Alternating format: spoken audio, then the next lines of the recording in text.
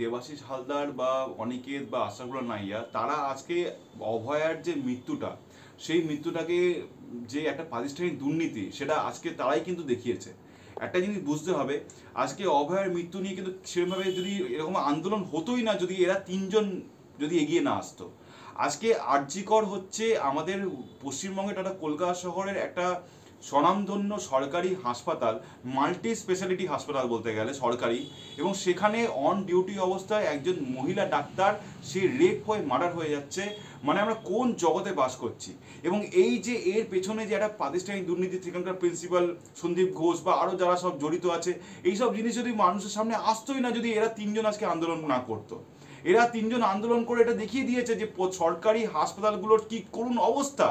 ডাক্তারদের কোনো সিকিউরিটি নেই, নার্সদের কোনো সিকিউরিটি নেই, সেখানে যারা পেশেন্ট পার্টি যায় তাদের কোনো সিকিউরিটি নেই, যখন তখন পেশেন্ট পার্টির ওপর হামলা হতে পারে। এবং সেটাই হয়েছে আজকে আরজি করের এভিডেন্স মেটানোর জন্য, মানে পুরো ভেঙে, পুরো ওয়ার্ড ফাট ভেঙে সব পুরো চৌচির করে দেওয়া হয়েছে। কিন্তু এতখানি তারা মূর্খ তৃণমূলের দলের কর্মী যারা ভাঙচুর করতে গেছিল, যে থার্ড ফ্লোর এবং 3 তলা দুটোর মধ্যে যে ডিফারেন্স আছে সেটা তারা বুঝতে পারেনি। মানে যেটা হয় আর কি, শুধুমাত্র হুজুগে কাজ করলে তো হয় না, মাঝে মধ্যে একটুখানি পড়াশোনাটাও করতে হয়। সুতরাং এইটা হচ্ছে মানে আজকে সেই প্রতিবাদী মুখ এই আশরাফুল্লাহ নাইয়া, দেবাশিস হালদার বা অনিকেত, এদেরকে আটকানোর জন্য তাদের তড়িঘড়ি বিভিন্ন হাসপাতালে, ওয়েস্ট বেঙ্গলের বিভিন্ন গ্রামগুলো তাদের পাঠানো হচ্ছে। এবং সেইটাকে চ্যালেঞ্জ করে তারা কলকাতা হাইকোর্টে একটা মামলা করেছে, পিটিশন ফাইল করেছে, যার 5 তারিখে হিয়ারিং আছে। সুতরাং আজকে কেন শুধুমাত্র এদের তিনজনের ওপর সরকারের এই রোষ নেমে আসছে? আরও অনেকেই তো আছে প্রতিবাদ করেছে। ওই রাজন্যা বলে যে মেয়েটা রাত দখলের ডাক দিয়েছিল, তার উপরে কেন আসছে না? আরও যারা সব মানববন্ধন করেছিল আস্তে আস্তে, তাদের উপর কেন কোপটা আসছেন না?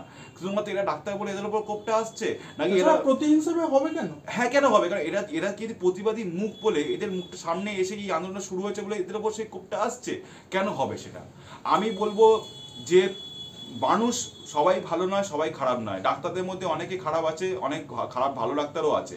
সুতরাং সবার মধ্যেই, সব ইন্ডাস্ট্রির মধ্যেই ভালো খারাপ মিশিয়ে আছে।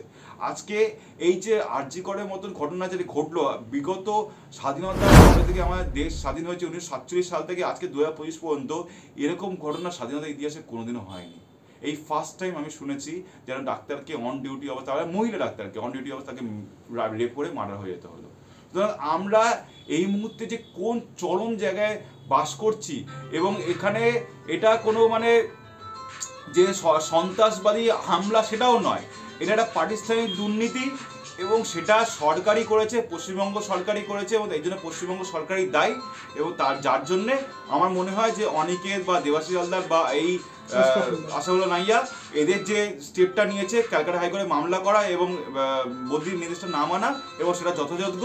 আগামী 5 তারিখে হিয়ারিংয়ে সবার চোখ সেই দিকে থাকবে, হাইকোর্ট থেকে হাইকোর্ট কি নির্দেশ দেয়। সুতরাং আপনারা সবাই সেদিকে তাকিয়ে থাকুন। এবং আমি আবারও বলছি, এই সরকারকে না নির্মূল করতে পারলে আগামী দিন এরকম ছোট ছোট ফুলের মতন বাচ্চা বাচ্চা ছেলেমেয়েরা তারা বলি হয়ে যাবে।